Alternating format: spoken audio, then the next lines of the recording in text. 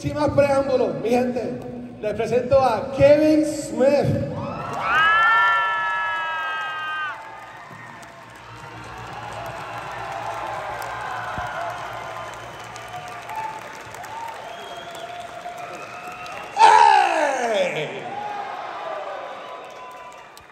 Hola, everybody. Thank you for waiting for me.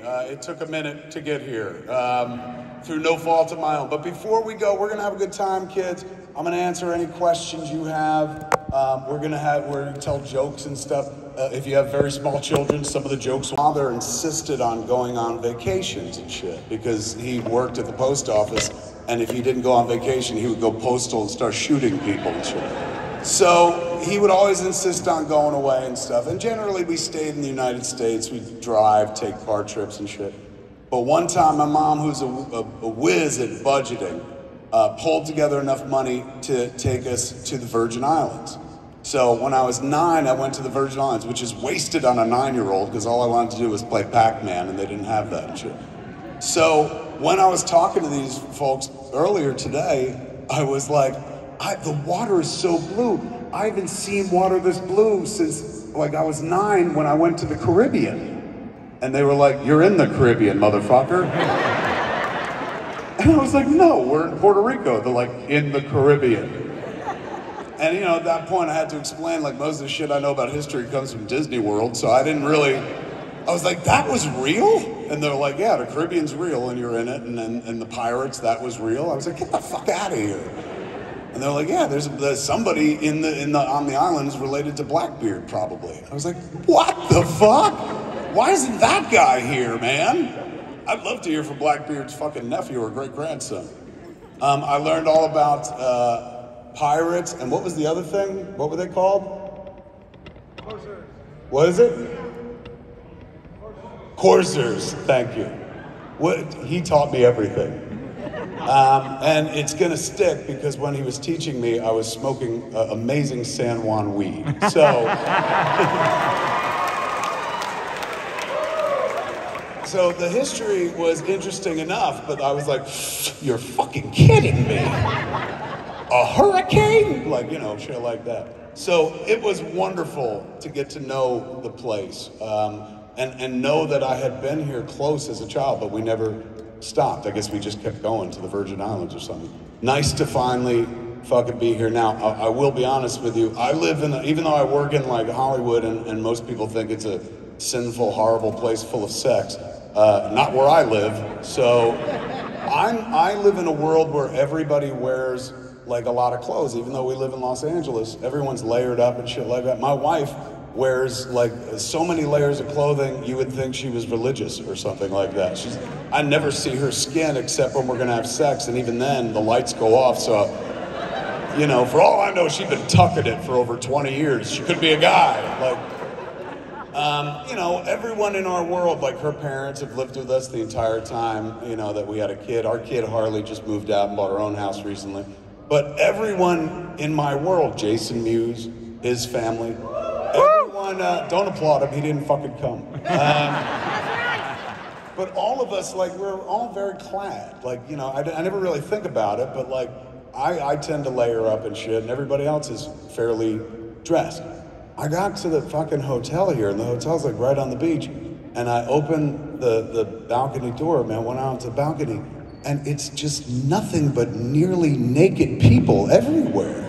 Everyone in bathing suits. Like, I've not seen this much flesh, like, outside of Pornhub ever. Like, and that's how everyone lives. Like, I grew up in a beach town, and I forgot that, like, yeah, a lot of people in beach towns, they don't wear, like, a lot of fucking clothes. So for the first, like, 10 minutes I was in Puerto Rico, I was like an old man on a balcony looking at all these young people. Like, that's not a bathing suit. I took a picture and I sent it to my mom, and my mom was like, that's not a bathing suit. I was like, I know. Beautiful, beautiful place, and I'm happy to be here. I'm gonna share one quick story with you in regards to nudity, because I just remembered it, and then we'll get into what you guys want to talk about. This is something that happened to me not too long ago. We were having a book signing event in Los Angeles, and the event was gonna be at the Chinese Theater, Grauman's Chinese Theater. So I live in the Hollywood Hills. There's an area called Mulholland Drive, this big drive, you know, what's his name? David Lynch made a movie about it once. It's a long strip that's on the top of the Hollywood Hills that gives you a beautiful view of both the valley and the city and stuff. It's deserted up there. Nobody's ever really up there.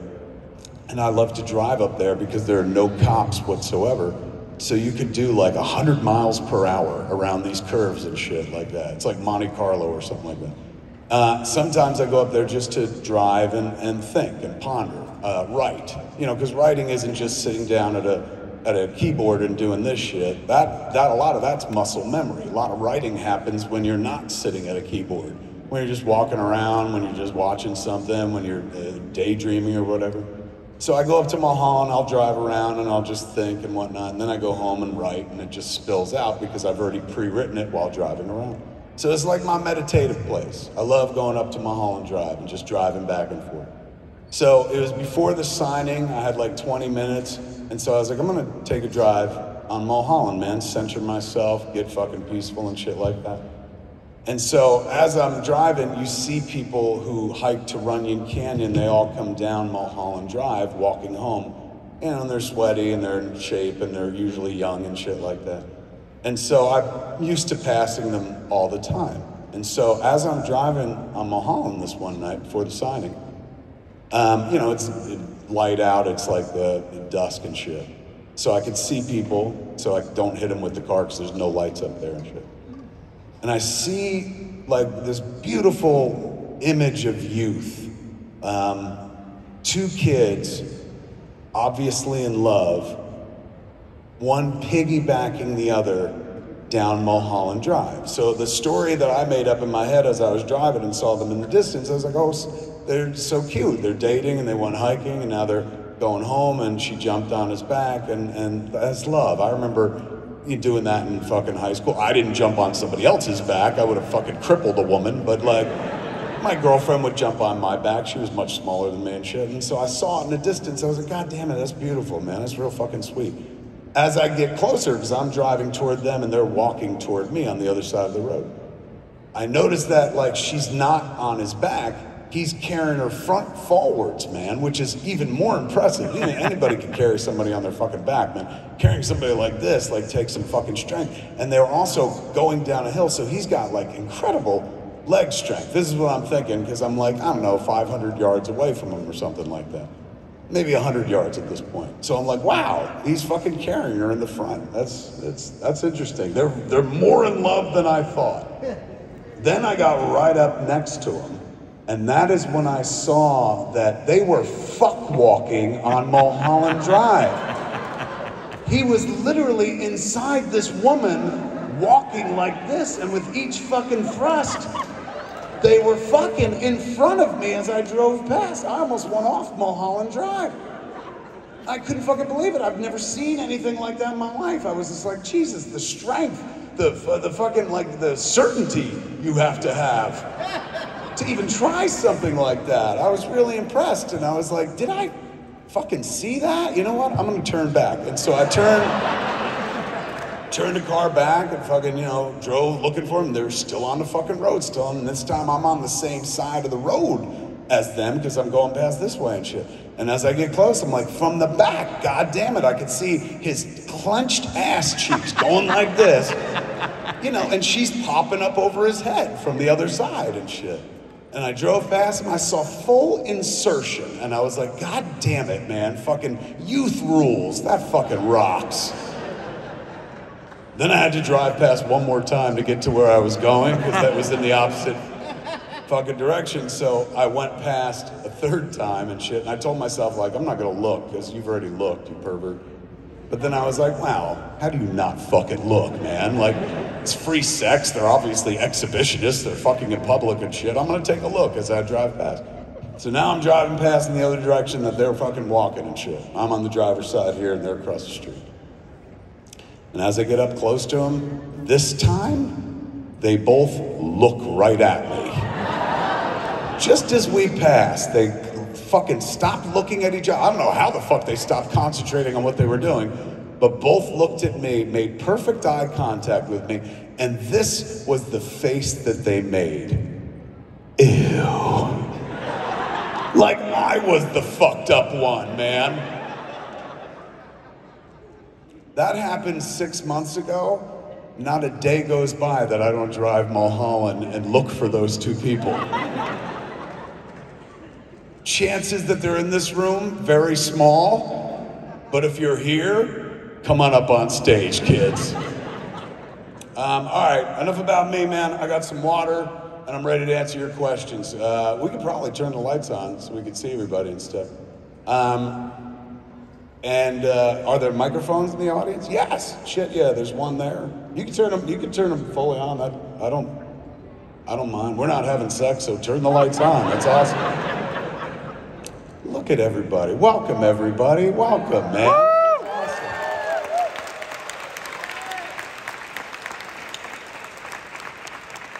Thank you for having me here, man. It's been really fucking nice. I was telling the kids that run the place, I was like, I'll be back every fucking year, man. This place is tremendous. Next time I bring Jay Muse with me. Yeah!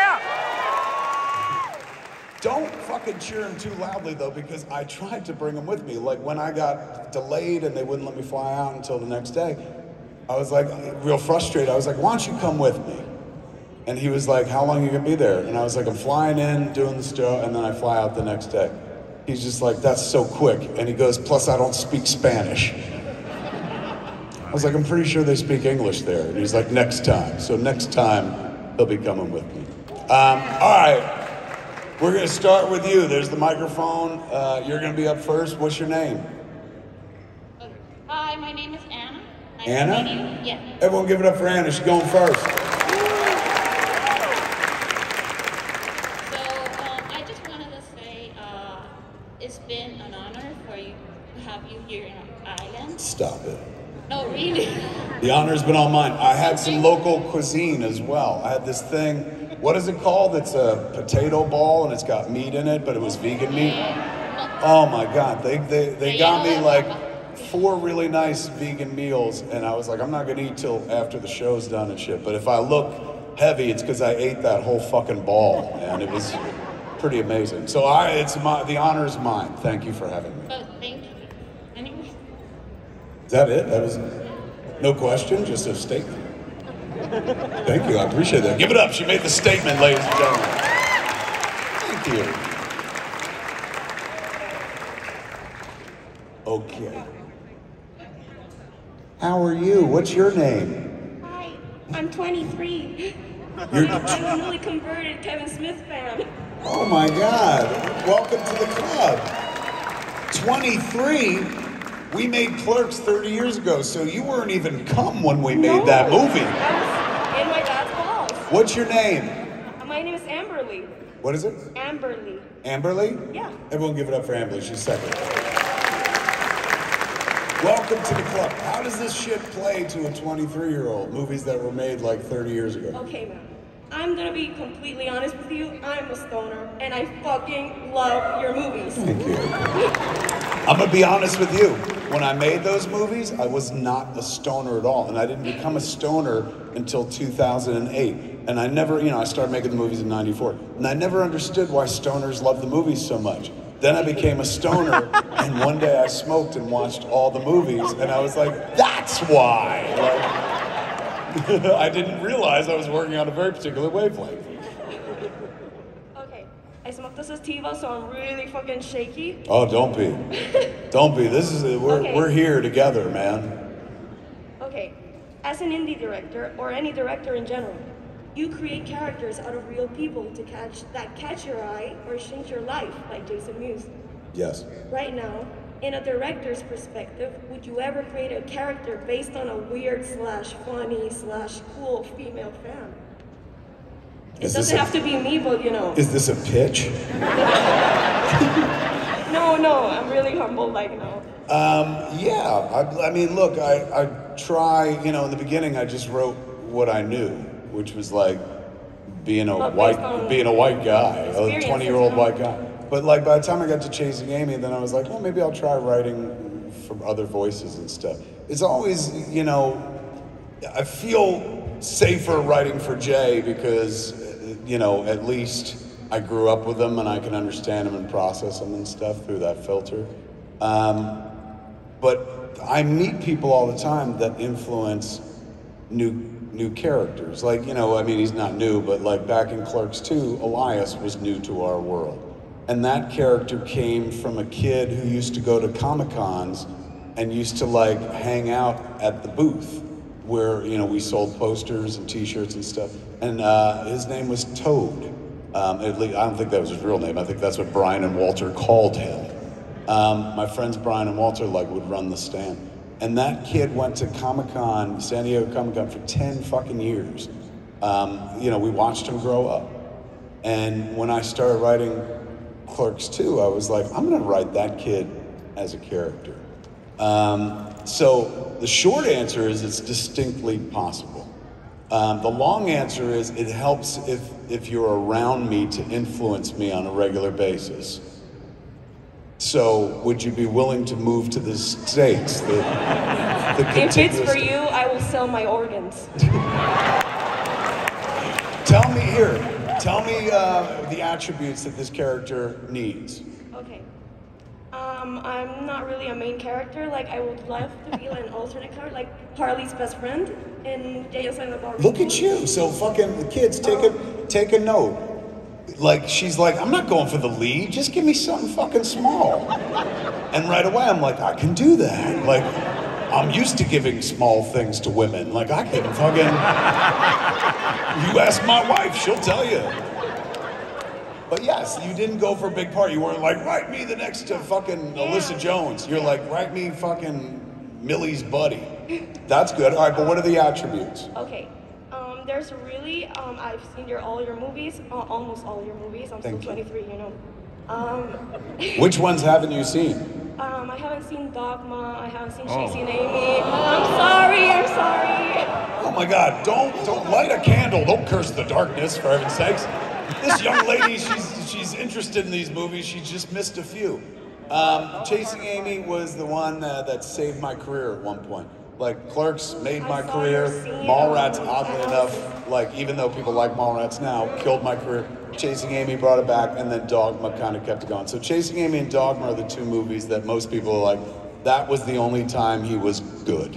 After that, it was like all downhill. Then I got real into like myself, like Jay and Silent Bob Strike Back. Like, you know, Clerks is a movie about my life up until the moment that I made Clerks. Everything that ever happened in my life until then. Mallrats is kind of a summation of what my teenage years were like. Chasing Amy was very much a summation of my relationship with Joey at that time. Dogma was all about my Catholicism. You know, I was fucking raised Catholic and I was an altar boy. By the time we got to Jay and Silent Bob Strike Back, it feels like, I love that movie, don't get me wrong, but like when I watch it, it feels like I was like, we made 4 fucking movies, man. Let's talk about all of them in the 5th one, you know, and that's what Jay and Silent Bob Strike Back is, kind of like a greatest hits routine. So Chasing Amy and Dogma, which, you know, people are like, boo, because you didn't watch it. Dogma's tough to find, so turn around and boo them right the fuck back. Boo! Yes, that's right. Now you've turned the tables on all these fuckers. Dogma is tough to find, but you can watch it on YouTube for free, but it's tough. It's not streaming, and it's not, you can't purchase it unless it's like a $200 DVD. Chasing Amy is worth watching just as a historical document. It put through the prism of today, it may come across as cringy, I've been told. But, you know, I always try to remind people, like, we made that in the 90s, man. Like, give it a little space. But yeah, check them out one day. Anyway, back to the character attributes. Okay, I don't want to take any more much time. Fuck all them. It's you and me right now. We're making a movie here. This is why I fucking love you. Okay. Give me 3 words that I gotta include for this character, and then I'll let you go. A stoner chick, a rocker chick, and just a chick that doesn't give a fuck. There's a lack of representation. Girl J, essentially. Exactly, yes! I can do that. Yes. That's literally what I said. That's what I was thinking about, like female J. That's why I said, yeah. Done and done. I will honestly, like, if you know, I almost died 4 years ago from a heart attack. If I continue living and get to make more shit, I will definitely do that. And when you watch it, you'll be like, holy shit, I told him to do that. And I will be somewhere spending all of the money from your idea.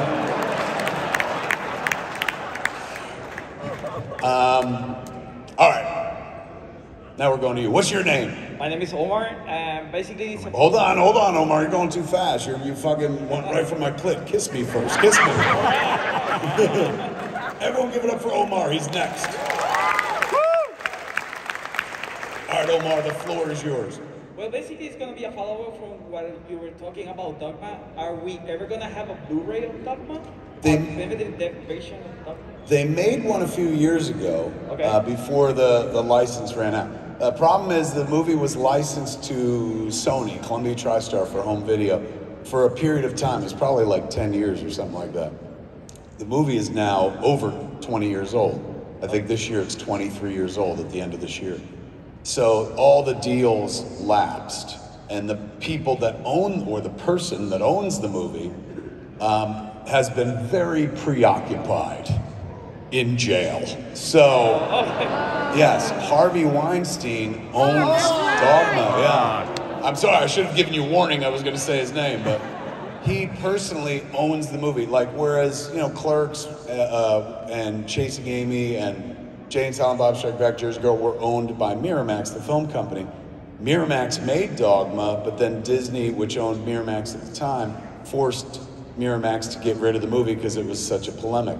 So Harvey bought the movie personally and then made distribution deals with Lionsgate. Like, we were the first big Lionsgate release and shit. And that was theatrical. And then the home video was Sony Columbia TriStar. So we did the DVD. Later on, they did the Blu-ray of that and stuff. And I bought Dogma once, like off of iTunes years ago. And then it just went away because the deals lapsed. So my movie about angels is literally owned by the devil himself. And he's in jail, so, you know, the movie is sitting someplace as an asset that I don't think he's allowed to own anymore. I'm sure he, you know, put it in some shell company or some shit like that. But yeah, I don't have access to it, other than YouTube. I can watch it on YouTube all day long. People always ask me, like, where can I watch it? I'm like, you watch it for fucking free on YouTube, and it's an excellent fucking copy. But it'll be a while before, like, the movie is available again, like, if he lets it go. I wanted to, there's one point where I was like, maybe I could buy it. It's my movie. Like, maybe I could buy it back and own my movie, because I don't own any of my movies, other companies do. But then I felt really weird about putting money in that dude's pocket.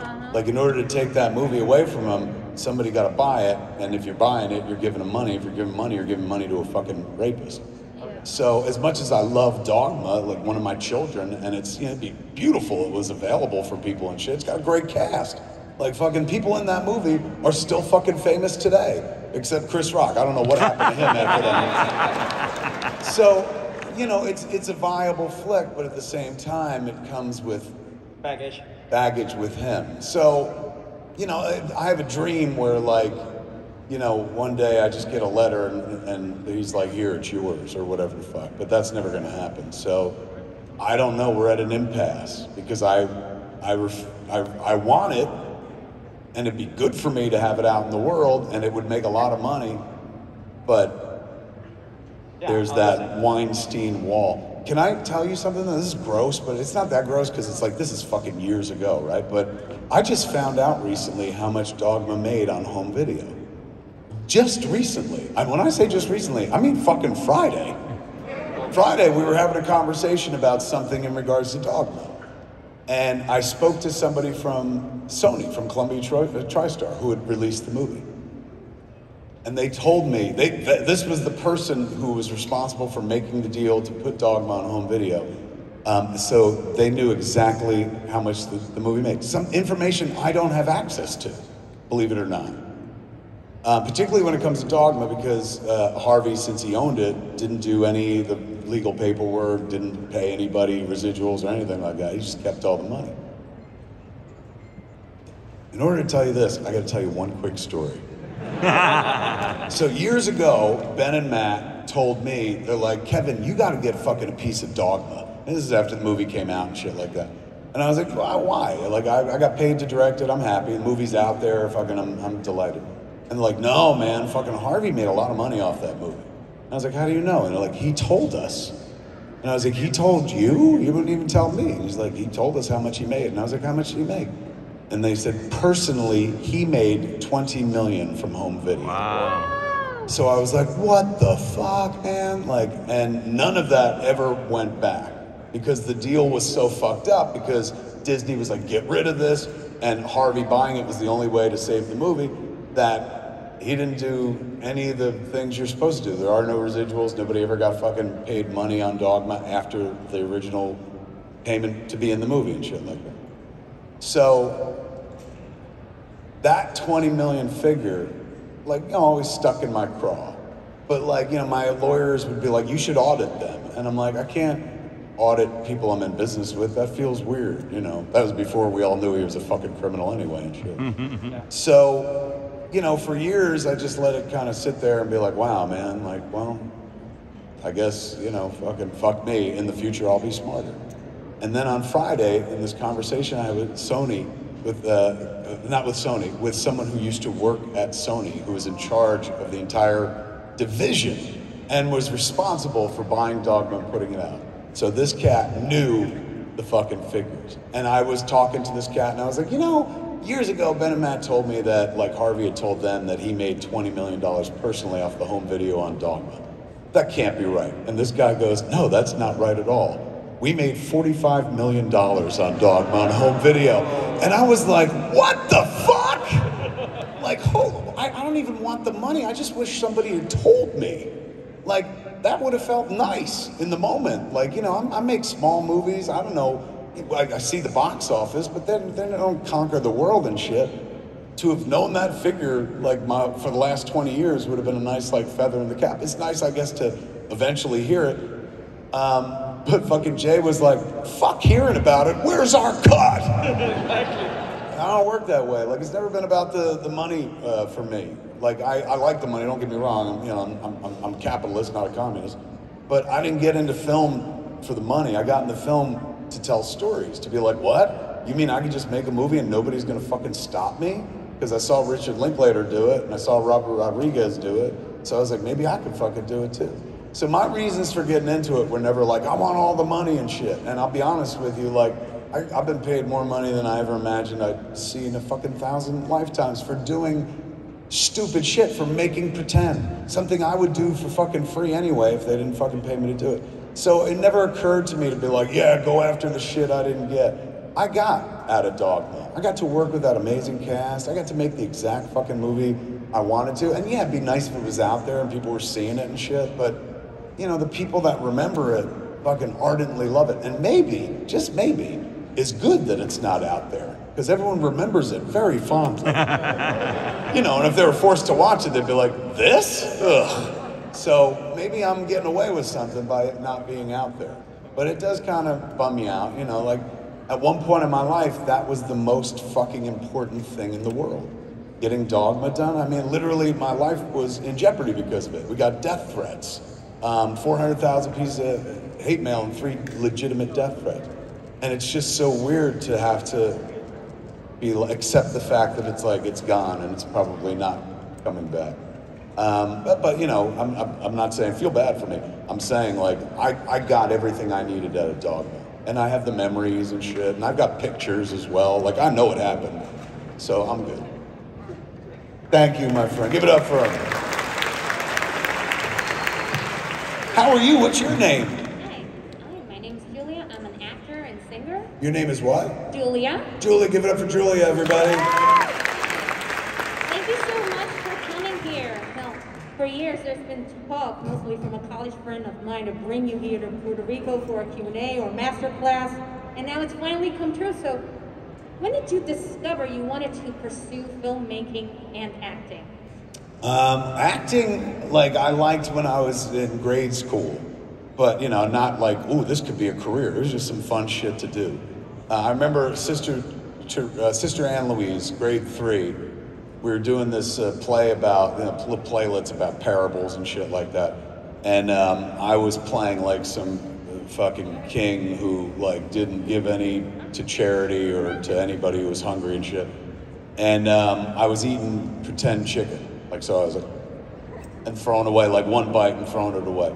And I remember Sister Anne Louise laughed and I was like, oh shit. Like that made me feel clever because she didn't tell me to do that. I just started doing it and shit. So from an early age, I equated performance with validation.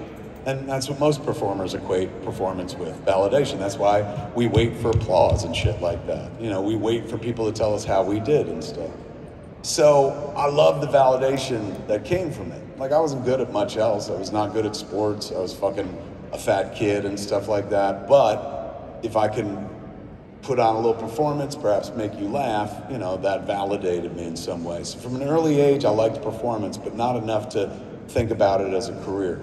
When I fell in love with filmmaking, I was 21 on my 21st birthday, so 30 years ago this August.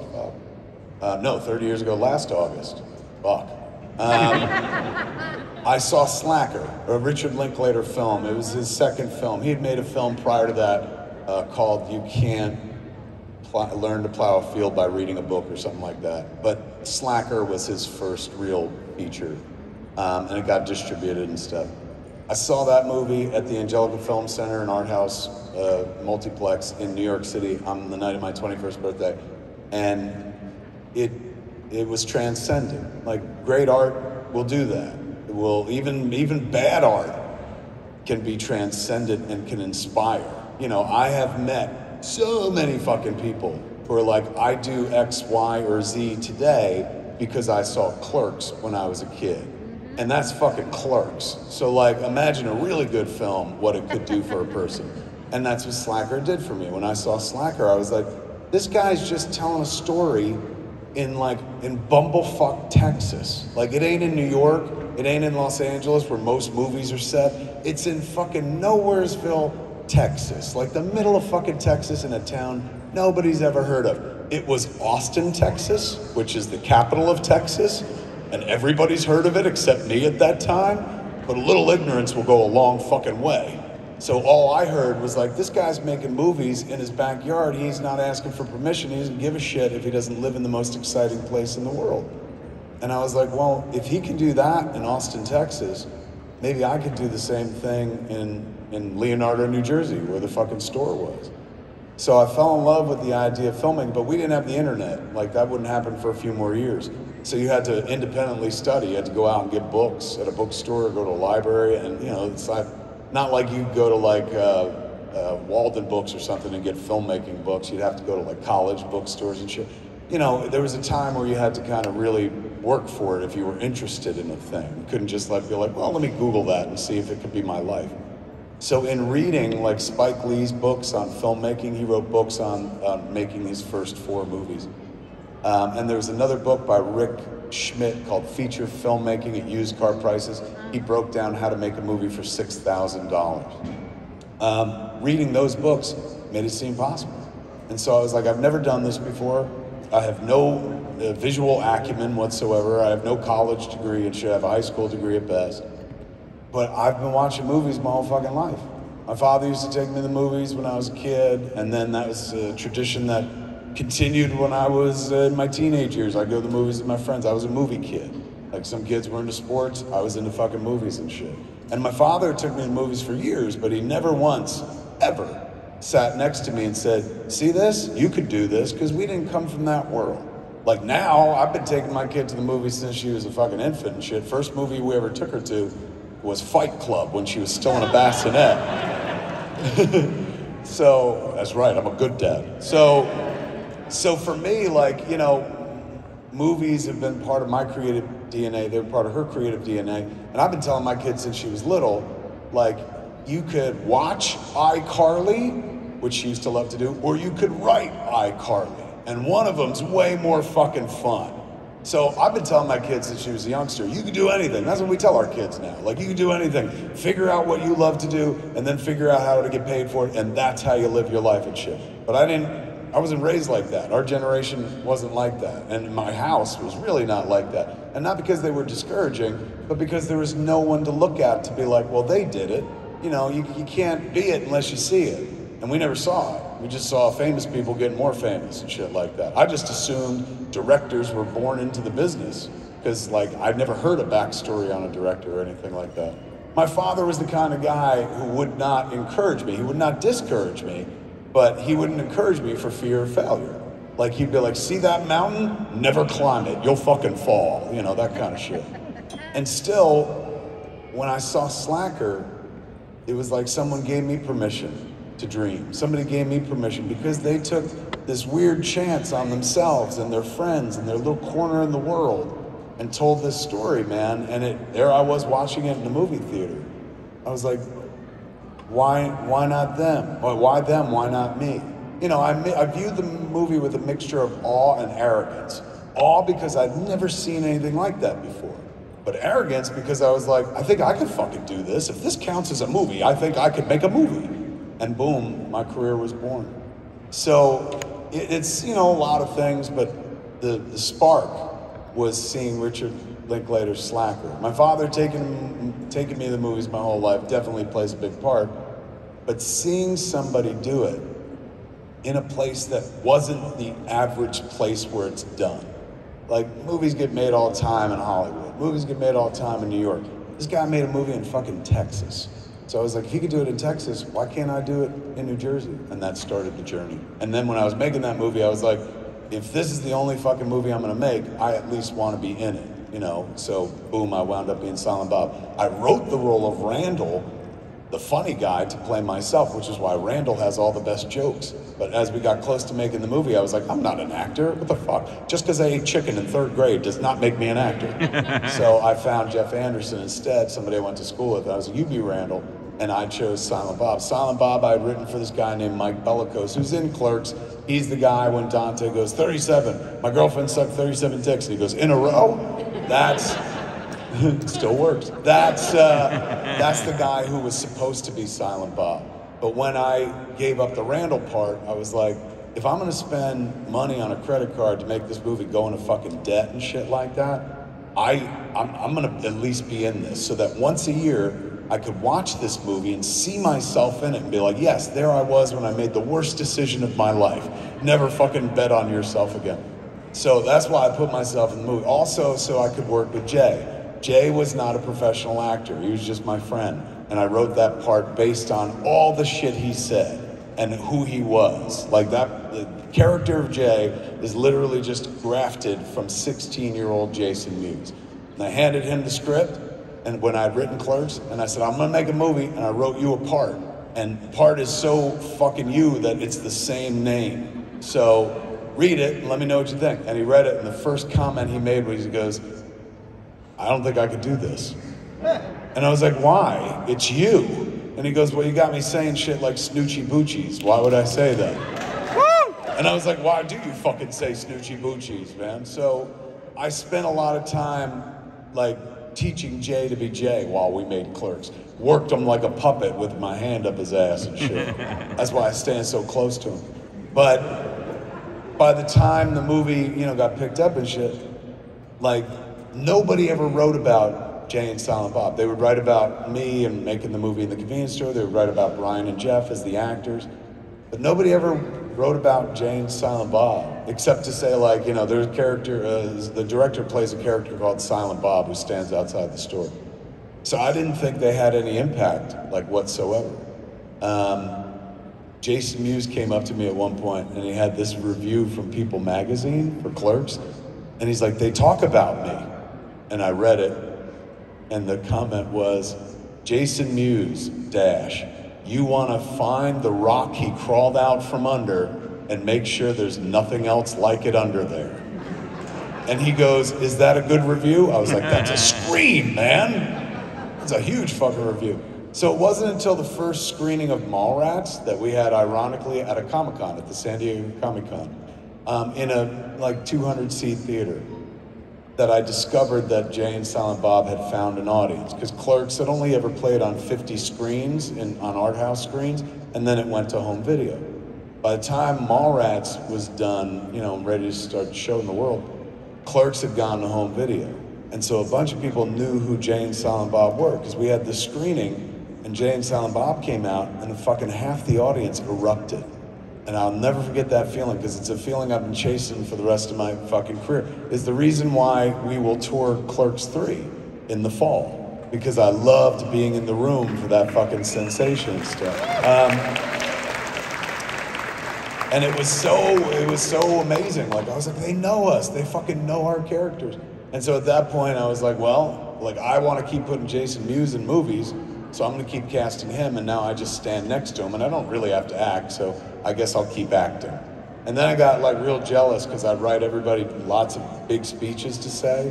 And so in Chasing Amy, I wrote myself a big monologue to fucking spit out, and I couldn't fucking memorize it to save my life. There were too many words and shit. And I kept, like, throughout the making of Chasing Amy, I would always ride Ben Affleck very hard about sticking to the script. Because Ben is a mad-libber. He loves to ad-lib. He just loves to, like, do your dialogue and then make up some shit at the end and whatnot. Case in point, we're making Chasing Amy. There's a scene on the swing sets where he's sitting there with Alyssa, Joey's character, and she's describing fisting, the act of fisting. And she uses her hand, and she puts her hand up, and he goes, Jesus, doesn't that hurt? And she goes, yeah, we only do it once in a while. It's reserved for special occasions. And then the scene goes on. So we were shooting that scene, and I got everything I needed for it. I was like, this is great, we're done. Let's go, moving on.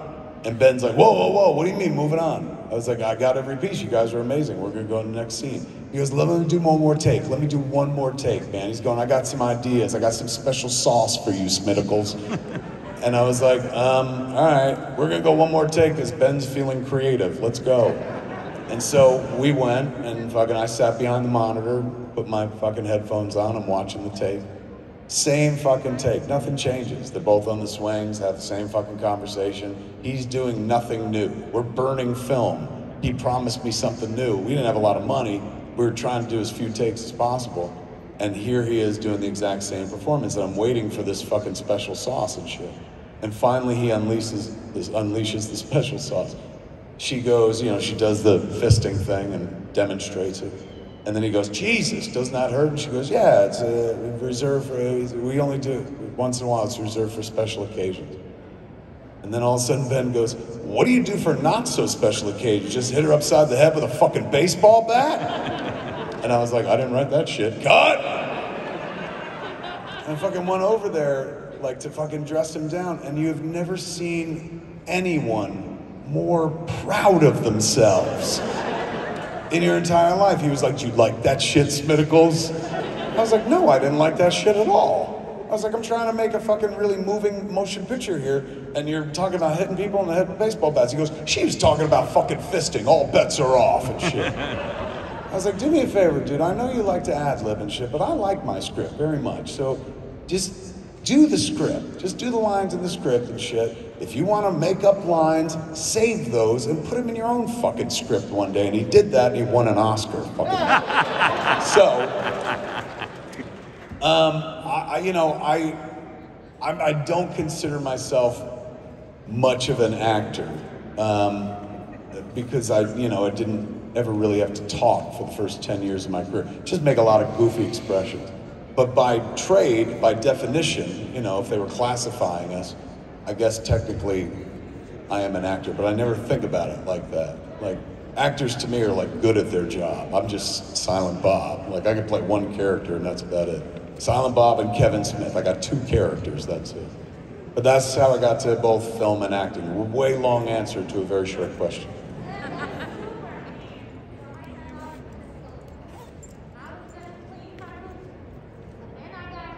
Well done. Well done. I know the guy who really sang it. Excellent job. Give it up for her right there.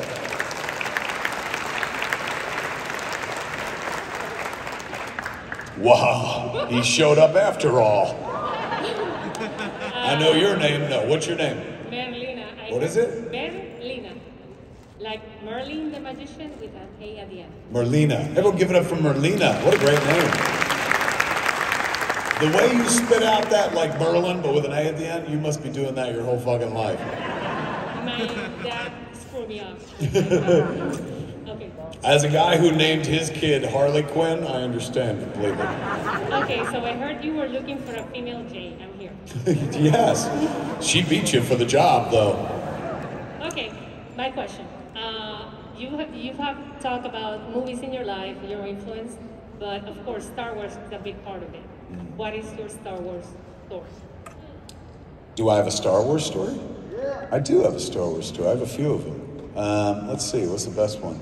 I mean, like, how the Star Wars got to your life. Because, for example, my brother, big brother, yes. he died of brain cancer when I was 5. Oh my God, I'm so sorry. And he was the one that was the original fan in the family. Right. Now I have a Return of the Jedi tattoo because of him. Oh. So I want to know how did Star Wars got to you? How did it get to me? My parents took me to see it when it first came out in 1977. I was 7 years old. And, you know, I had been a fan of things prior to that. Like, I'd been a big Snoopy fan. I was a big Batman fan.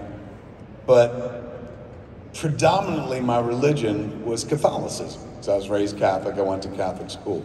Yeah. So when they took me to see Star Wars, like, I entered that movie theater a little Catholic school kid, like an altar boy. But I left that movie theater a fucking Jedi. I switched religions because I was like, their fucking story's way better than ours. They got laser swords, for fuck's sake. So it spoke to the kid at the right time in his life. It's a very simple story, right? Good versus evil and shit. Yeah. You know, the prequels get more complicated. That's about tax, I think. But the first, 3 movies, very like, these are the good guys, these are the bad guys, fucking go at it. You know, and for a 7-year-old who didn't really watch Westerns, like my father was a big Western fan, and I just didn't like them because it's gonna sound so fucked up, but I never liked watching black and white movies when I was a kid. Irony. So I wasn't big into Westerns, but Star Wars, like, I loved, and my father would get so frustrated because he'd be like, it's just a fucking Western! And I was like, well, I mean, they got guns, but these guns are way fucking cooler, man. And then you have to remember I was a kid, and so they started marketing toys. This was one of the first movies where they were like, you could play the movie at home now if you buy these toys. And I was in the sweet spot, man. So, like, I had a Star Wars collection, 2 Darth Vader, heads full of fucking figures and shit, which meant that I got to play Star Wars again and again and again. Now, we didn't have streaming or even home video in those days, so you had to, like, remember the movie until they re-released it and shit like that. Or you had to create new adventures. And, I would always choose the latter. After Star Wars, it was like, man, I just want to do stories where Luke and Leia get married and fuck. Then that changed after Empire, and I meant Han and Leia, Han. But I did a lot of make pretend with Star Wars. And because of that, you could draw a direct line from me seeing and playing Star Wars to the shit I do for a living. And not just like, hey man, remember the Death Star contractor scene in Clerks, like how we're always referencing the Star Wars movies? Yes, absolutely, Star Wars has provided comedic content for me. But it captured my imagination at a young age and made me make pretend. Now, I didn't grow up to make Star Wars type movies and shit like that. I make movies where people just sit around and talk to each other about Star Wars movies. Mm-hmm. But it still stands to reason that, like, you're talking about a movie that was so powerful, not just entertaining for a kid, but such a powerful document for change, quite like Richard Linklater's Slacker, that it changed my body chemistry. Like, literally changed the course of my life. If I don't sit around playing Star Wars as often as I did as a kid, I'm maybe probably not as imaginative as I am. And, if I'm not imaginative, and I'm not saying like, and I've got the imagination of James Gunn. No, but like, I had enough imagination to be standing in a convenience store one day and be like, this could be a fucking movie, and that comes directly from fucking doing this shit with Star Wars. Not to mention, like, the late, great Carrie Fisher, who we worked with in Jay and Silent Bob Strike Back, was my first crush. Like, I fell in love with Carrie at such a young age, and I had a framed photo of her next to my bed. Like, I had written to, like, some fucking, like, you know, "Dear Carrie Fisher, I love you, let's get married." And she sent me a photo. I think she sent me a photo. And it said, "Galactically yours, Carrie Fisher." And it looked like somebody had written in pen on the photo. So I got that when I was 9. I still have that to this day. Now, I learned early on that you should be happy with what you have and not reach for more based on this picture. Because I had this sign, "Carrie Fisher, Galactically Yours" picture. I pushed. I soared too close to the sun on wings of wax. I wrote again to get another picture, to get hoping to get different picture, different autograph. Same fucking picture, same fucking autograph. And I realized, oh, this is just comes off an assembly line. No human being even touched this or anything like that.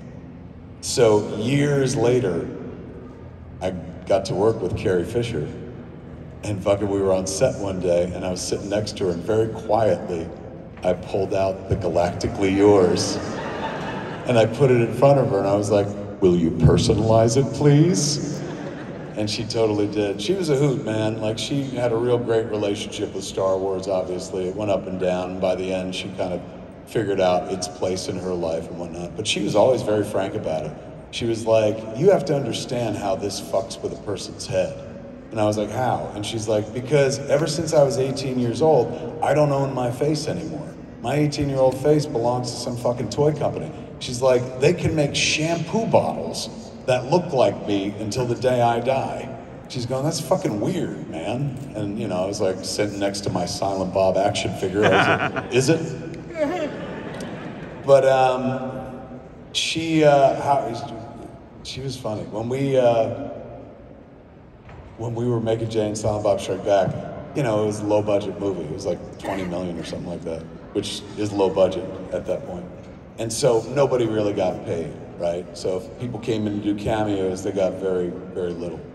So when we reached out to Carrie to do her cameo, her deal was she didn't want to get paid money. She says, "There are these 2 antique beaver chairs that I've had my eye on. I want the production to buy the chairs for me." And I was like, "Fucking great, man. Like, this is, like, we're literally bartering with Princess Leia. This is amazing." So we buy her the chairs, and when we're on set for the first time, I'm working with her, I was like, "Did you get your chairs?" She's like, "I did, thank you very much." And I was like, "What's the story with the chairs?" And she was going like, "Oh, the beaver chairs?" She's going, "I just thought that would be an appropriate payment for this movie." And I was like, "I fucking love you, Carrie Fisher." So yeah, man, Luke's, you know, of course I got to lightsaber fight with Mark Hamill himself, and then I was the guy that was like, what if he was Skeletor, you know? So it's influenced my life. It's influenced my life, my work, my art, my dreaming, but oddly enough, not to the point where I was ever like, I want to make a Star Wars. Like, I have no interest. I have no interest in making a Star Wars. I have no interest in making a Marvel movie. And these are movies that I fucking love, man. Like, I'll step on your neck to get to the latest Marvel movie and shit. But if Kevin Feige was like, "You want to direct one of these?" I'd be like, "Fuck no, man. That looks hard." But I would be like, "But I'll be in it. Will you put me in it? Because that'd be way better for my brand than fucking directing it and shit. If you direct it, you could fuck it up and everyone hates you. But if you're just in it, you're like, not my fucking fault, you know." So yeah, Star Wars, man, gave me probably more than I gave Star Wars. But to be fair, I didn't give Star Wars as much as my parents. My parents gave them all the money and shit.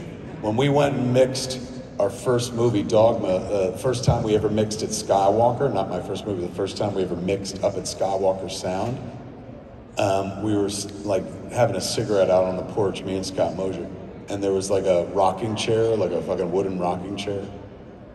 And I was like, that chair, I think my parents probably bought that, man, with all the fucking action figures that they bought. And Scott's like, take it home. I didn't, but you know, I did take a little piece of the wood though, gave it to my mom, and I was like, here's your money back. George Lucas says thanks. All right, we good? Damn pleasure. Thank you for dressing up. What's your name, Captain? Emilio. Emilio, everyone give it up for Emilio.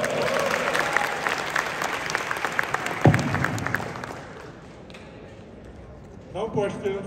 I just want to say thank you, Mr. Smith, for making Clerks. That movie changed my life. How? After seeing Dante, I was traumatized. I said, I am Dante. I don't want to be Dante. So I went back to college, got my second bachelor degree in accounting, and I have been an accounting officer for the last 23 years. Give it up for him, man. Look at that shit.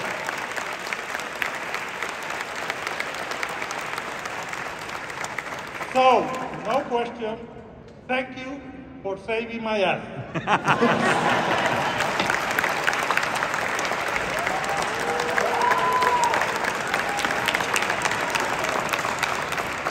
Fucking Emilio, man. That was wonderful. And I think this is the only place in the world where somebody would ever come up to somebody else and say, thank you for making me an accountant. That means the fucking world, man. Clerks saved my life, too. I was Dante as well. Like, the movie had the same effect on me. Like, that's why it's about that guy in that place, because that's who I was. So that's how I got to be away from that, man. Like, yo soy Dante back in the day. But it was Randall's words who struck me and made me see the light. It's fucking fantastic. Thank you for that, man. So Emilio, if I'm responsible, shouldn't I get like 10% of what you've made? Just let me wet my beak a little. What's your name, sir? My name is Ryan. Everyone give it up for Ryan, who's next. So I've been a big fan of yours for 25 years. I wore out a VHS copy of Chasing Amy with my friends. And you know, all the things you've talked about in the interviews and the podcast and stuff you often talk about is just making fun stuff with your friends, enjoying working with your friends all the time. Yes. Then I was at a Q&A with David Klein 14 years ago, after his release of Zach and Mira. Yeah. And he said that he loves working with you, but actually really enjoyed when you guys worked apart and came back, ever having to work with other people, when you worked with like Virgo or Vigo. Vilmos. Vilmos. I was like, Viggo Mortensen. I was like, I didn't work with him. Vilmos, yes. He said Vilmos actually broke some bad habits of yours and stuff like that, and that he really enjoyed that you both worked apart and then got back to work together. So my question is, yes. do you seek that out, try to find a balance of working with people you've worked with before and worked with well, or trying to find new people? No. In the case of Dave, they wouldn't let me work with Dave for a while. Like, you gotta understand, I'm a creature of habit, and in my world, you fucking go home with who brought you. And so, in my head, I was gonna make movies with Scott and Dave until we all dropped dead and stuff. So I assumed that Dave would shoot everything. By the time we got to Dogma, that was like, I remember we were at Sundance for Chasing Amy, and the movie had played and we got a standing ovation and shit. So I was like, right on, we're gonna go have a meeting about the next movie, which is Dogma. And at that meeting, like, once again, I'm gonna say the name, so clench your assholes, Harvey Weinstein. He said, if I greenlight this movie, Joey, meaning Joey Adams, who was the lead in Chasing Amy, Joey can't play Bethany. That's what I'd wanted, her to play Bethany. And he said, Dave Klein can't shoot it. And we were like, why? He's like, it's time for you to work with a world-class DP. You can't just keep working with your friends. And so we had to go back down the hill, like during this triumphant fucking week at Sundance, where like we got standing ovation and shit, and people were loving Chasing Amy, the reviews were huge. And we had to go tell like the two people dearest to us that like, you're not going on the next adventure. And it fucking hurt, it sucked. And it was, it was a real growing moment, because like you'd like to believe that in that moment that I would have been like, I ain't doing it without him. But that was not the case. It wasn't gonna happen unless I moved forward without them and shit. So I always carry a cross for like leaving Dave behind, so to speak. Dave is much more magnanimous about it, because Dave's like, look, I didn't know what the fuck I was doing for the first 3 movies. He's gone, being forced to go off and learn my craft was the best fucking thing that ever happened to me. Because when we came back together, which was Clerks 2, so I did Dogma with Bob Yeoman, who is Wes Anderson's DP. Then we did Jay and Silent Bob Strike Back with Jamie Anderson. And then we did Jersey Girl with Bill Moshe Sigmund, who shot, he won an Academy Award for Close Encounter. He's was a world-class DP. No complaints there. But I wanted to be with my friend. I wanted to be with the person I went to film school with. We spoke the same language. When we were trying to make Clerks in the beginning, at one point I had an idea about hiring this guy, John Thomas, who was a DP, a cinematographer who came with his own camera package. He had shot a movie called Metropolitan for Whit Stillman. So I was like, well, this guy's already shot a fucking movie. And Scott advocated for Dave Klein, was saying like, look, if you bring this guy onto our set, he's the one with the most experience, he's making the movie. He's like, if it's Dave, we all got the same fucking experience, no experience, and we're all like equal. And so I was like, all right, he's like, plus Dave's cheaper.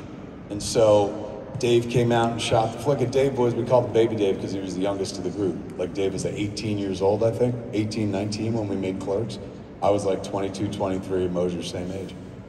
So when we were going to make Clerks 2, that was when I fucking put my foot down, where I was like, we're making Clerks 2 and we're not doing it without Dave. And once again, you gotta say the name, Harvey Weinstein, tried to fight it.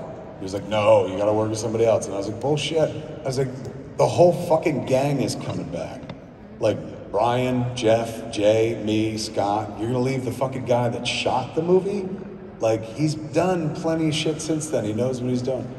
So Dave and I got to work together again on Clerks 2, and by that point, Dave had shot 100 things and had really fucking learned tricks of the trade and whatnot.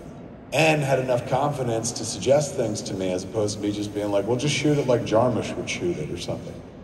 And so there was a period from, what was it, Clerks 2, Zach and Miri Make a Porno, Red State, Cop Out, where we get to fucking work together again. And I got to see Dave be a magician. Like, I got to see my friend, the kid, baby Dave, grew into his fucking craft. Red State is one of the best films I've ever seen shot in my life, cinematography-wise. I'm not saying like it's one of the best movies ever made, because I made it, that'd be unfair. But in terms of its look, fucking Klein slayed it for like the budget we had and stuff. So much so that when we were making Red State, he went to a meeting about working on True Blood, becoming one of the DPs on True Blood. And so we sent clips from the movie so they could see what he did, not like, because Clerks is a beloved movie, but it helped everybody except the cinematographer. Because nobody ever goes, you know what looks great? Clerks, So he got to this place where he could show them work that looked like a world-class DP. That didn't look like Kevin Smith's DP. It didn't look like, oh, this is the guy that shot Clerks. And he got hired for True Blood, and then from True Blood he went to Barry Matheson, Homeland, and then fucking now he's on Star Wars. So Dave shot all of Book of Boba Fett, and he's shooting season 3 of Mandalorian. So we were getting ready to, we were getting ready to shoot Clerks 3, and I was like, you ready? And he wanted to, and then he was like, they just offered me Mandalorian season 3. And I was like, well, fucking, do Star Wars, man. There's a future in Star Wars. Like, this is the 3rd fucking Clerks. Like, trust me, you made Clerks so that one day you could do shit like shoot Star Wars. So I was so happy for him that that's the world he is in now. He's like, so many of us lived off of the credit of Clerks for a while. He didn't. He had to like make his bones. And now he lives off of his own fucking reputation. And Clerks is a part of it, and people like love him for it and shit. But he's insanely skilled now. So were it up to me, I would work with the same fucking people over and over and over and over again. And that's why you see the same cast members all the time. I'm a creature of habit, And if it's not broke, don't fix it. Like, you know, fucking, like, we all get along, we all communicate well, so fuck it, let's keep this all together. But then sometimes, you know, people just shift and go in other directions. Sometimes you're making a movie and somebody's busy on this thing. I'll never forget when we were making Dogma, Jason Lee, you know, Bartleby and Loki were supposed to be Ben and Jason Lee, same twosome that was in Chasing Amy. But Jason Lee got offered a movie in France where he was playing a chef or something like that. And I was like, what are you doing, man? We're about to make Dogma. And he's like, yeah, but I'm gonna speak French in a movie. And I'm like, yeah, but what the fuck, man? And so he went and took that movie. Our movie was delayed, and he was finished with that movie. He was like, is anything still open? And I was like, well, we gave the one part to Matt Damon. I was like, but there is this other part that you can play and stuff. And that was the first time I bumped into like people having lives outside of me. You know, like when you're a creative, you think the whole fucking world centers around you and shit. But like, Dave didn't go to film school to become Kevin Smith's cinematographer, just like Scott didn't go to film school to become a producer. Like, they had dreams of their own, and they dreamed my dreams for me, with me, which is like the best and most powerful thing you could do for anybody in this world. Dream their dream for them. And they launched my entire fucking operation. And it felt wrong to be sad or mad when it was time for them to move on and grow and fucking chase their fucking dreams and shit like that. So as much as I'm like, I just want to keep the family together, everyone's on their own journey. You know, everyone's the hero of their own fucking story. They're not just bit players in my story when it's convenient and I'm making a movie. They're leading the story of their lives as well. And you know, it's taken years, but it's one of the things you have to learn as a pro, is to be able to let go of the people that you love so that they can go fucking soar. And if you're lucky, you get to come back together again, like me and Dave did for like 4 or 5 movies in a row and stuff.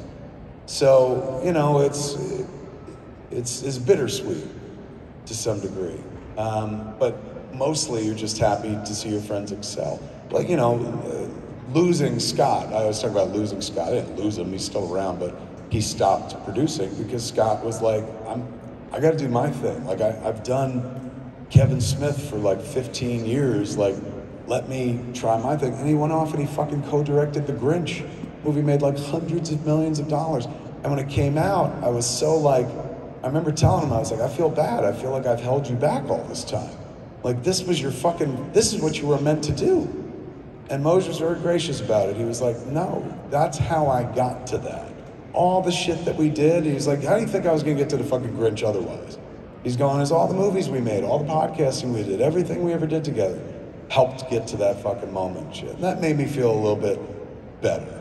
Because as a creative, you use people. I don't mean use them like I used you maliciously, but like you're just this fucking sponge that like just takes everybody in and takes in all their energy to make your fucking thing. And, you know, at a certain point, as much as like I loved making stuff with Scott and Dave had to go reach their destinies and shit. And then at that point, you're just on the sidelines and you're like, fucking right on, just like they had been for me for the better part of like 20 years. Trying not to get emotional. Anyway, yes. If I could, I'd work with all the same people. If I could, it would have been the same 3-4 people that worked on Clerks to the end of my life. But you gotta grow sometimes. Thank you. What's your name? Oh, my name is Raul. Everyone give it up for Raul, who's next. Okay, a few years ago we had a couple of big names from Hollywood film piece here in Puerto Rico. That was a little bit before the hurricane. I still know that there are very good incentives here in Puerto Rico to film. Yeah. So I wanted to ask you if would you consider filming a movie here? I mean, I'll be honest with you, up until today, never. Because I was like, well, I've not been there. But fucking the moment I was landing, I was like, why doesn't anyone shoot a movie here? Like, this place is fucking gorgeous. So yeah, if I had something that called for it, Absolutely. Generally speaking, the stuff I do is pretty not fun. Like, you know, doesn't call for the sun and the beach or anything like that. Doesn't call for like luxurious living. But I now, having seen the place, absolutely, in a heartbeat, I could conceive of shooting a movie here. It would have to be somebody else's movie that they gave me a bunch of money to do, because I can't imagine, like, you know, what was that movie, Forgetting Sarah Marshall? Like, there's a movie I'm not saying I could have or should have, but like, that's in my wheelhouse. It's like people talking, but in a very beautiful location. So I guess maybe, you know, it's possible, because I was sitting there going like, I don't tell big enough stories, but you know, it's a beach town. I've been telling beach town stories my whole life, so I could get my head around that. Yeah, it could happen. Thank you. Holy shit. Hello. How are you, Kevin? So good, man. That's good. What's your name? Oh, yeah. Well, my name's Kenneth. Kenneth? Yes. Everyone give it up for Kenneth. In case you can't see, Kenneth is cosplaying at the moment a little bit. He as a camp counselor. Is that a camp counselor whistle? Camp counselor Jason. Camp counselor Jason Voorhees. That's wonderful. Webcomic by Jamie Lee, I believe, is the name of the artist. I don't know what her handle is right now, but never mind. My question is really simple, but I think you already kind of answered it. It's regarding horror movies, specifically horror movie franchises. I kind of just wanted to ask you, as a director or writer, is there any movie or franchise that you've dreamed about writing or directing? I said you already kind of answered, because you mentioned Marvel and Star Wars, so I'm guessing it's the same type of thing for horror. No, horror was my first love before independent film. Like, long before I wanted to be an independent filmmaker, I wanted to be Tom Savini or Rick Baker. I wanted to do special effects, makeup. But I'm not an artist. I'm not good like that. Like, you know, I don't know why I thought I could do it. It just seemed like a cool job and shit. But horror was a big part of my childhood. You know, it's not like I grew up watching independent films or something. That came in my 20s. So it was all rubber splatter movies, you know, rubber monster mash splatter movies and shit like that. That's why Tusk and Yogos are the way they are, and when we get to it finally, Moose Jaws will be the same thing. Big rubber fucking moose eating people and shit. So I could do my thing. I can't, you know, I don't know that I'd pick up somebody else's thing. Like David Gordon Green has been doing the Halloween movies and stuff. I don't think I could do that. Like, if, for example, when they announced that first Halloween movie he was making wasn't, like, it was only connected to the first Halloween, and they were disavowing Halloween 2 and all the other Michael Myers movies. Like, as a fan, like, I was like, you can't do that. Like, and so if I was the creative in charge, the movie wouldn't happen, because I'm like, well, that's too good an idea. Don't do that, you know? So I probably shouldn't be allowed near a franchise, which is cool because I never go near them. But if there was one where somebody was like, you could make one of these, it'd be down to 2. I would love to do a Texas Chainsaw Massacre, but like part 2, because that's my favorite. Texas Chainsaw Massacre 2 is such a fucked up movie. It's so terrifying. Aside from like the gore and the violence, it is psychologically fucked up. So that's like, whenever I make a movie like Red State or Tusk, I'm trying to emulate that. Because I remember seeing that movie and being blown away by, like, this is fucking bizarre. Is either one of those, a Texas Chainsaw Massacre, but in the vein of part 2. Or one of my favorite movies of all time, my favorite horror movies, and also has influenced how I do horror, is American Werewolf in London. I fucking loved that movie when I was a kid because it was a scary movie, but they balanced it out with some humor every once in a while. And that was new. Now they do that fucking shit all the time. But when I was a kid, that was brand new.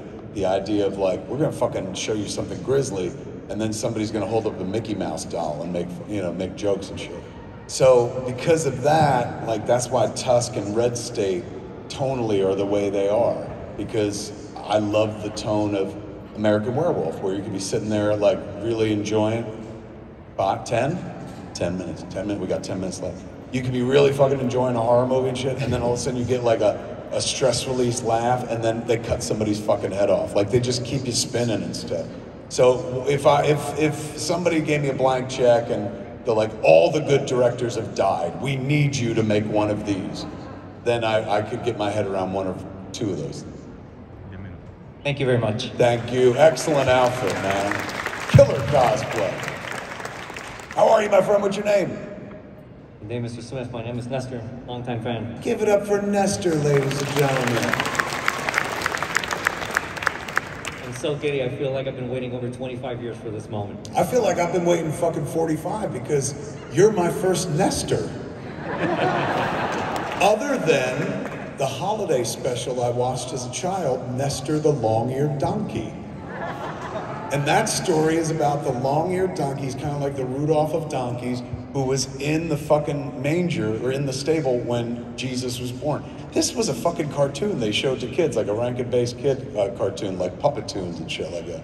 So you're my first fucking Nestor, man. This is honored. Anyway. And for those who are like 45 years, I was 6 when I saw Nestor, hence the math. I'm 51. Anyway, back to you, Nestor. Of course.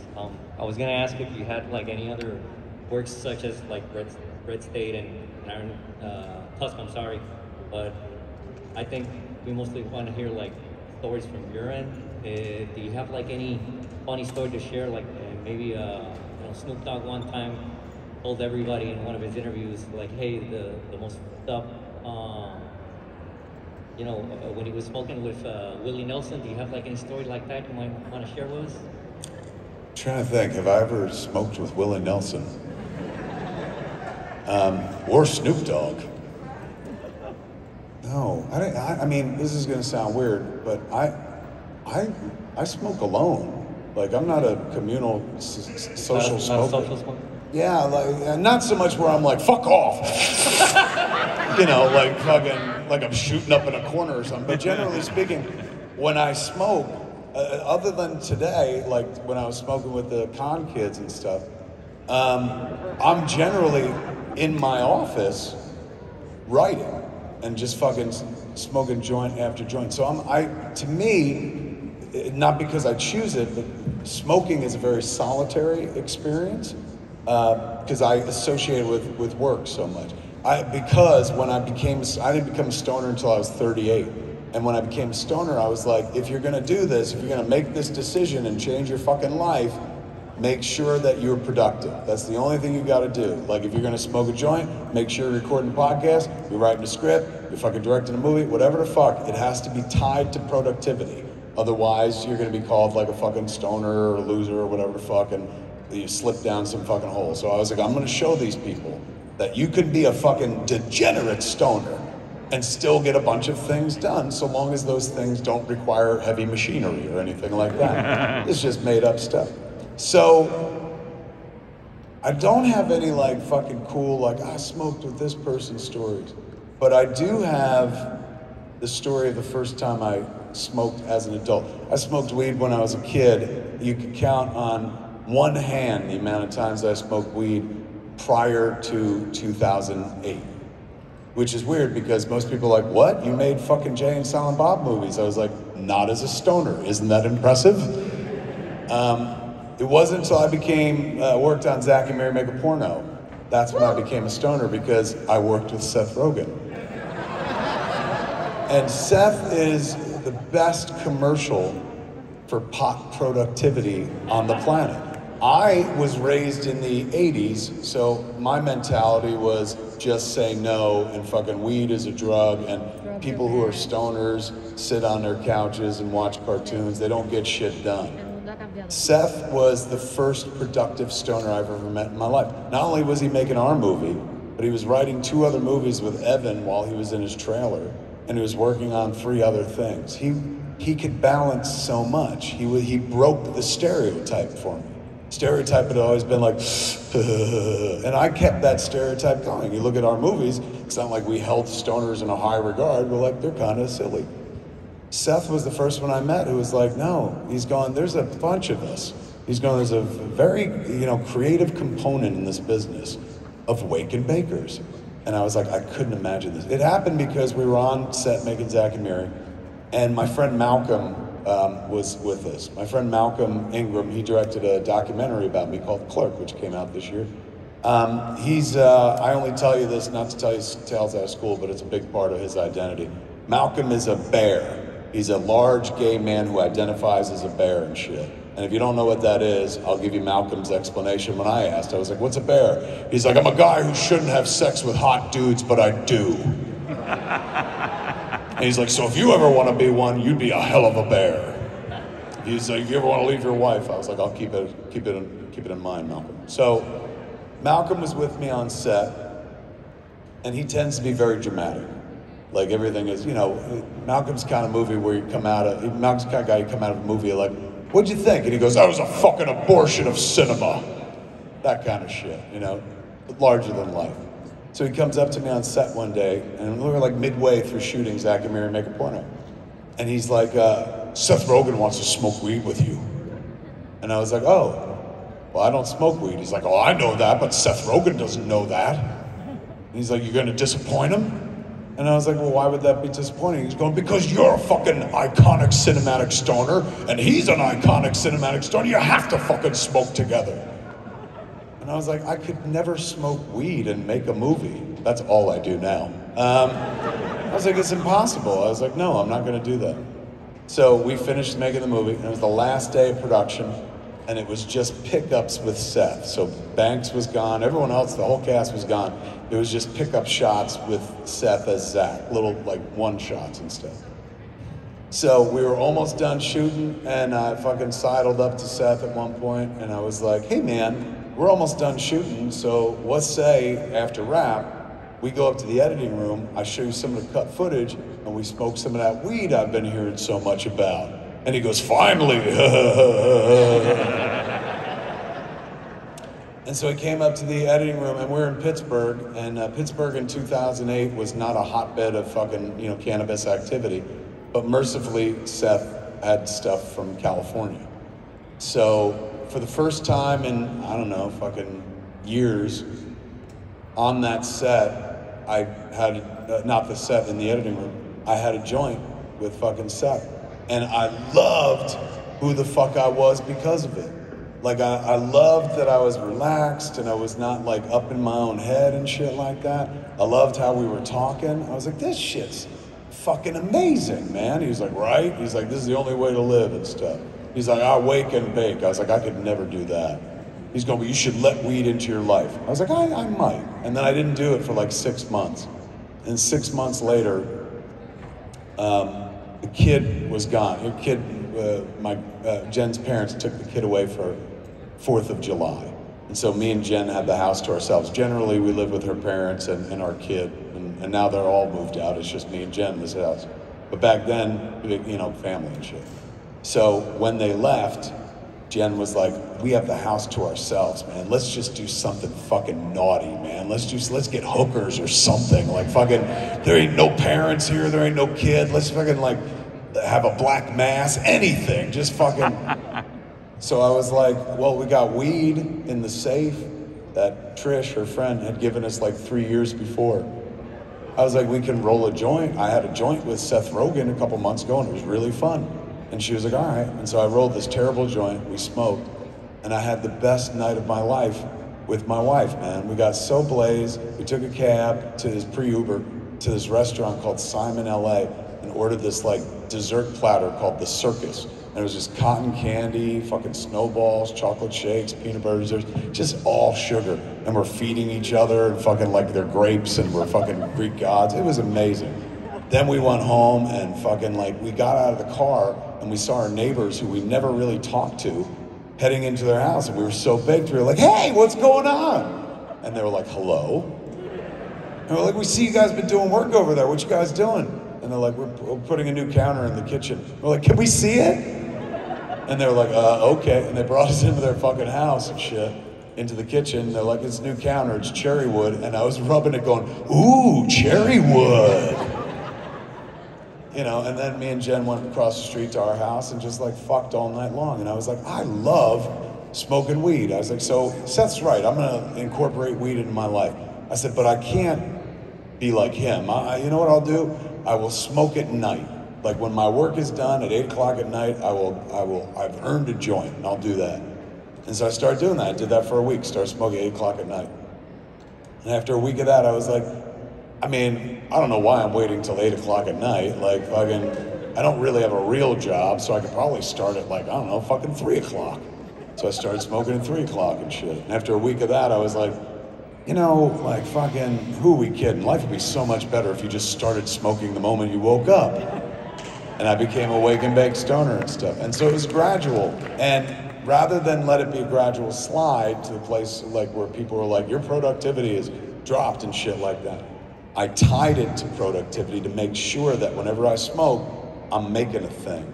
And so I give that to Seth, man. Like without Seth breaking down that barrier and stomping on the stereotype of what a stoner was, I wouldn't be as fucking happy as I am today. Now, there's some people that are like, yeah, but your movies were better before you were a stoner. I don't know, like fucking, that's up to the audience. But as a person, not just as an artist making the movies, but as a human being and shit like that, weed changed my life so much for the better. Like, you can go back and watch old interviews with me, and I'm so, like, cringy artist. Like, I'm always just like, yeah, man, we had to make this movie, and it was a real pain in the ass. Like, everything's a struggle and shit like that. And then once I started smoking weed, I was like, life is fucking amazing, you know? And I'm very expressive, and like, you know, I started crying all over the place. I get made fun of a lot now because I cry on the internet and shit. Not like professionally, but it just happens from time to time. Like I'll watch a Marvel movie and love it, and I post a picture of myself crying. And some people hate it, like fucking to death.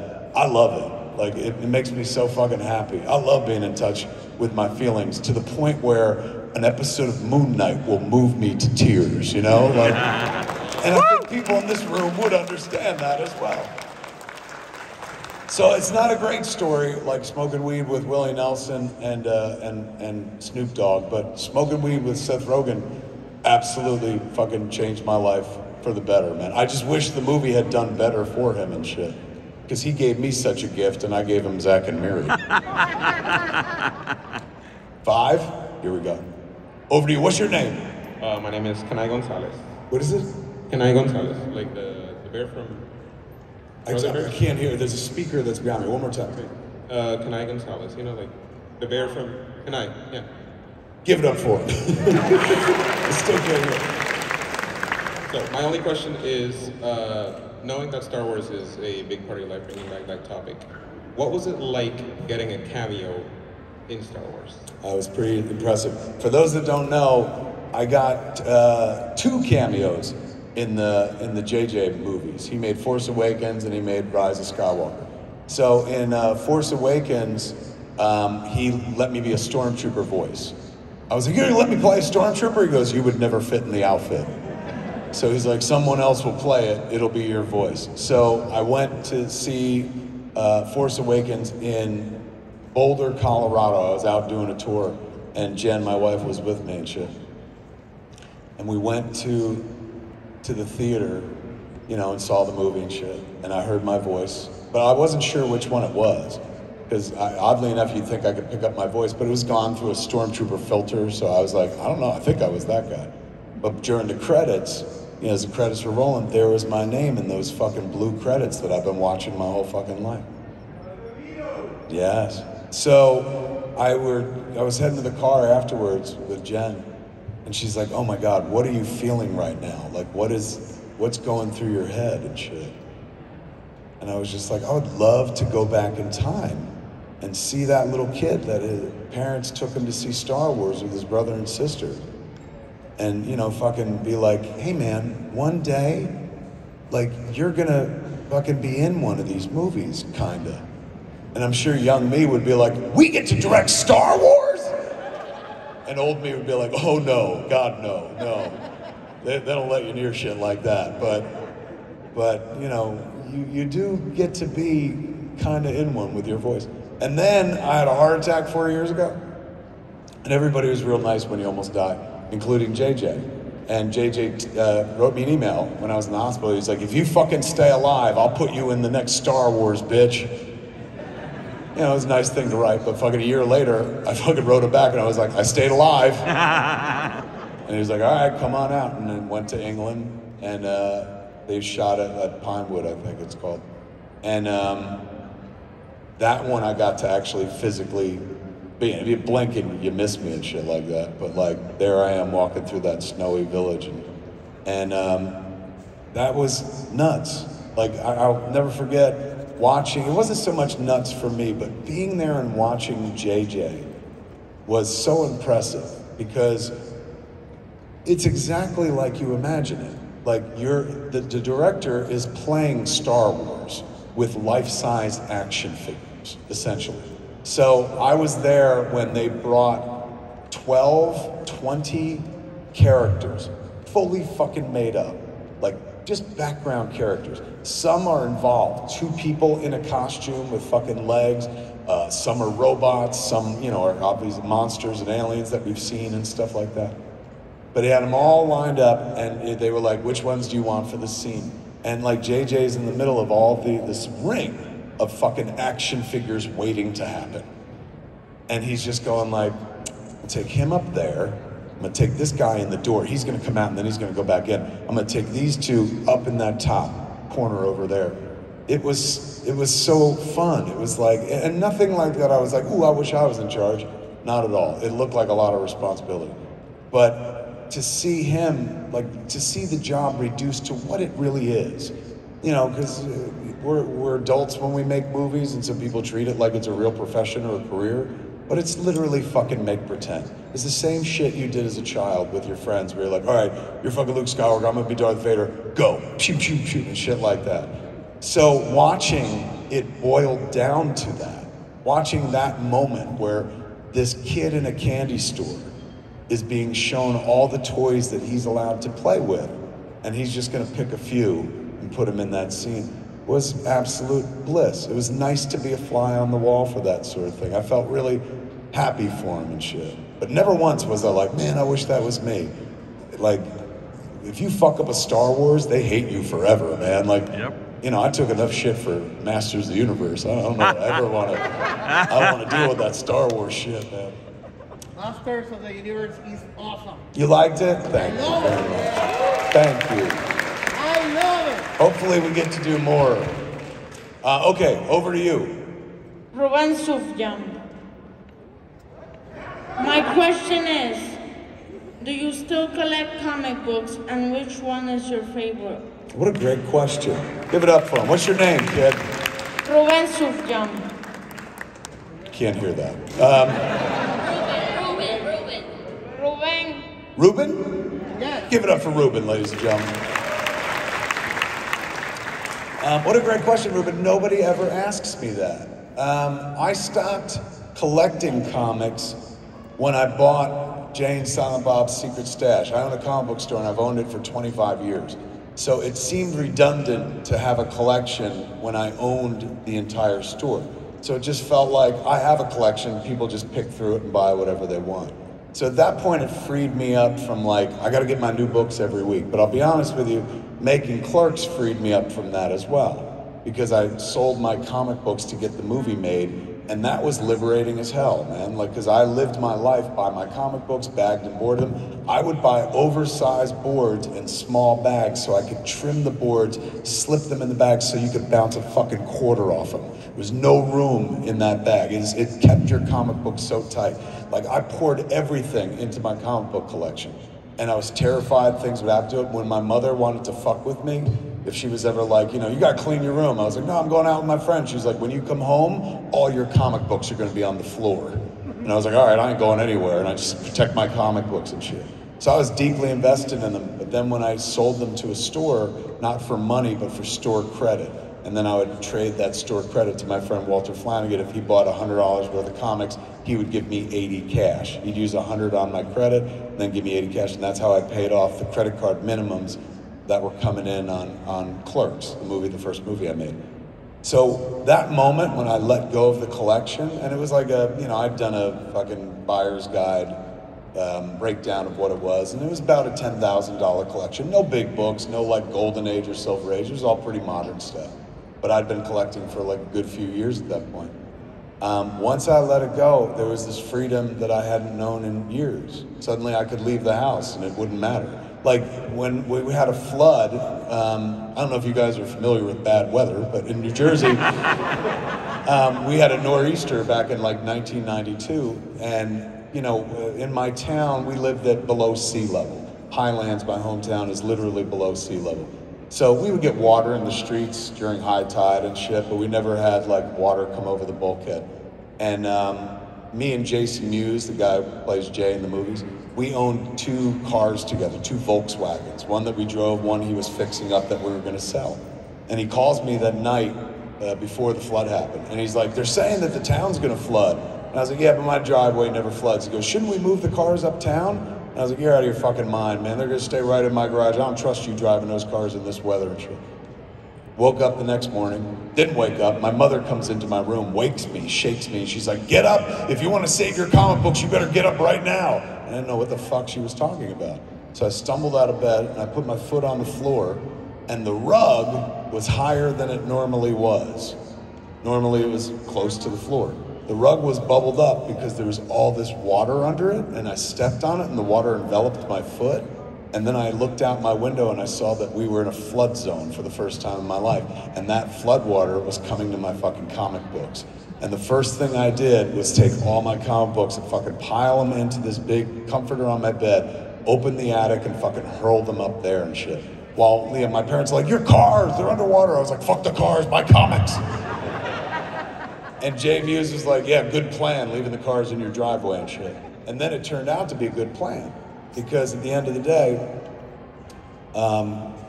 FEMA, the Federal Emergency Management Agency, came through our town, because the town was decimated. It wasn't as bad as it was years later with Hurricane Sandy that destroyed the New Jersey shore. But this was the 92 nor'easter. So FEMA came through and we didn't have power, all the houses were fucking flooded and shit. And you know, you give them like, this is what I lost this, I lost a car, and they try to reimburse you to get you going. And I'm sure some people have experience with that here. Yeah. So me and Jay's like, we gotta go and we gotta file for our cars. And I was like, why? And it's like, they're $200 cars, like, and they're both dead, they're full of water, like, they're not gonna give us any money. He's like, we should apply. And so we went and waited in line at the borough hall and shit, and filled in the application. And like, it's me and this kid who's 4 years younger than me. And so if I'm 22, that means Jason's 18. And so we come up with our applications for FEMA for our 2 Volkswagens that were destroyed in the flood. And the lady who's at the desk, she's looking at the application, she looks at us and she's like, are you brothers? And we were like, no. And she's looking at the application, she looks at us and she goes, are you married? And I was like, no, we just own communal property. And so she's like, okay. And she's like, well, I don't know how much we can get you for the cars, but we'll definitely file the paperwork and let you know. And I never thought we'd hear from them again. And then fucking they sent us a check for $4,000 that Jason was like, half of that's mine. And I was like, absolutely. My half went into making Clerks. So the fucking flood that took my cars and shit wound up paying for the house, paying for the movie. The house got decimated, but I was able to save my comics, and those comics I then sold to a comic book store, and they paid for the movie as well. Everything kind of ties together. But you didn't ask that. You asked, do I still read comic books? I don't, but I write them. Thing is, and this is not an excuse, but I read comics at a time when, I'm not gonna call it the golden age of comics, but there was an era where they were making stories that I was deeply involved in, and then they changed, as the comic book companies do from time to time. They reboot their entire universe. DC had the New 52, Marvel has rebooted a number of fucking times. And you know, it's not like they negate all those old stories that I loved, but they're not following my continuity anymore. Now they're just telling different stories. And I appreciate that, and I'm glad that goes on, particularly for, you know, young up and coming comic book fans who are like, I didn't read all the old shit that you used to read instead. But the stories that I care about, and the storylines and the continuity that was my religion is gone. It's just one of many continuities out there. And it's not a sad thing. It's like, you know, we've now seen pop culture like take over comic books. Now there are TV shows and movies and shit like that. Video games to continue some of the classic stories that I've loved, or to repurpose them instead. But it's just not the same. Like, I'm in a different place in my life than when I was reading those books. And when I say a different place, I don't mean like I was a kid when I read those comic books. I was reading those comic books up until the age of like 32 years old. But the stories that they're telling are for a new generation, not for me. And I love a superhero story. This is my favorite kind of story in the fucking world, man. Because, you know, maybe it's because I was raised Catholic and so there's a biblical moral edge to these stories. But I love them because they're very simple and very beautiful, because they tell the same story over and over and over and over again. Very simple story. Every comic book story is this. Worst thing in the world is fucking happening, and everybody is running from it, except one person, dressed very colorfully, heading right toward it. Like, I will be a sucker for that story for the rest of my life. And now they do it cinematically. When I was a kid, I had to read comics because they weren't making comic book movies with comic book superheroes and stuff. Now they do, and those stories are just as good, if not better, than some of the shit I used to read in print. So it's a golden age again for storytelling, but the medium has changed for me. That being said, I'm writing comics more than I've ever been writing them before. We launch a comic book imprint with Dark Horse in the fall called Secret Stash Press. So for the last 6 months, I've been writing a comic book, a vigilante comic book called Masquerade, which will come out in the fall. And then I've been writing this other comic book, which is called Quick Stops, which is an anthology book that takes all the characters, Dante, Randall, Jay, Silent Bob, and tells mash-up stories with them. So I'm writing comics, but I'm not reading them at this point. That being said, one leads to the other, because I guarantee you I'm gonna see the first criticism on the book I write. Somebody's gonna be like, this guy hasn't read a comic book in years, and that's gonna make me fucking read a comic book. Because I saw somebody talk about something I had written, and they were like, he writes like the 90s comic books. And that makes sense, because those are the comic books that like I was raised and reared on. Those are the stories that mean the most to me. When I write a comic book, I don't do it well, but I'm desperately trying to emulate either Alan Moore, Frank Miller, Neil Gaiman, Peter Milligan, Grant Morrison, the people whose writing like fucking captured my imagination and wouldn't give it back. So, short answer, which I'm no good at, I don't read comic books currently, but I do write them. And to be fair, as I told my kid from a young age, like, you can read comic books or you can write them. One of them's more fun. Being in charge is always way more fucking fun. Yes. Hi, what's your name? Jennifer. Everyone give it up for Jennifer, man. And I'm a YouTuber. You're a YouTuber? Yes. Fucking A, a creator, a fellow maker. How are you? Very good, and I'm such a huge fan. I have a recommendation and one question. Okay. I recommend you to go to the rainforest in Yunque and a restaurant called Raíz, and you're gonna love it, and you have to try the mofongo. And what do I have to try? Mofongo. The mofombo? Yes. Mofongo? Yeah. What is it? It's like plantain made from green banana, but it's like plantain, and it's like brown like this, and you can add it with meat. You could put meat in it. Yes. But as a vegan, I wouldn't. Yes, it is vegan. Fucking A. All right, mofongo. Yeah, and my question is, will you do season 3 Master of Universe? I hope so. It's not up to me. If it were up to me, we'd be there already. But it's always up to somebody else. So Huge fan. Thank you. We're still standing by, and fingers crossed. It looks very good, but I think so. I hope so. Thank you so much. Thank you. What's your name? Marcel.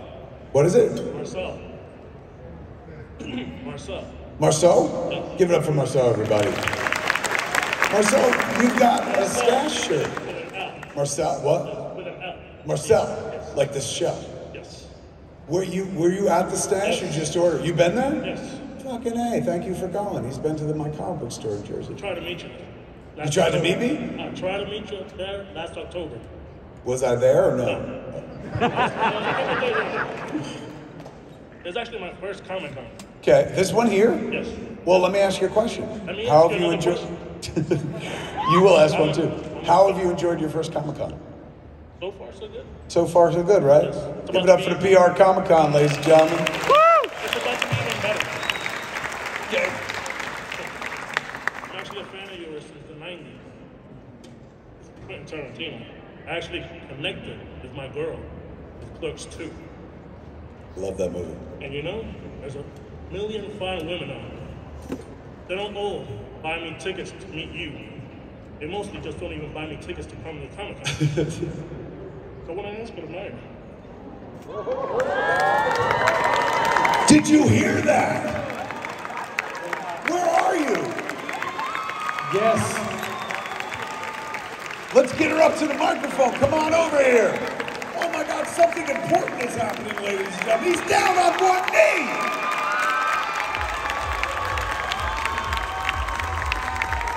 She said yes.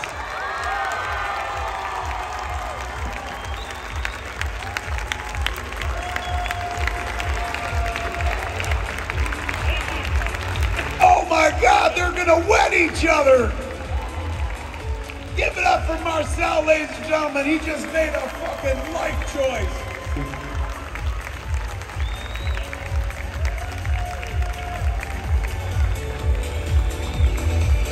You rock, my friend. Yeah, totally.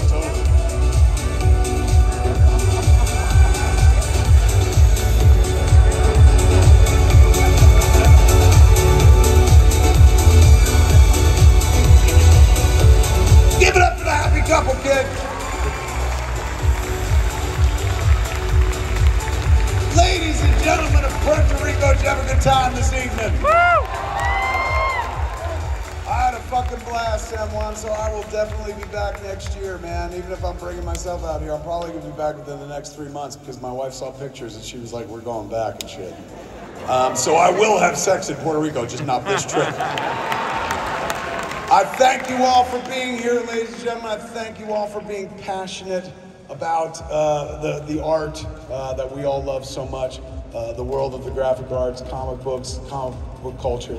There are a lot of people out there who, when you tell them, like, I'm going to a Comic Con, they're like, what? And they've never been to one, like Marcel today. And then you come and it changes everything. Like, to the point where this guy's marrying somebody after a Comic Con, man.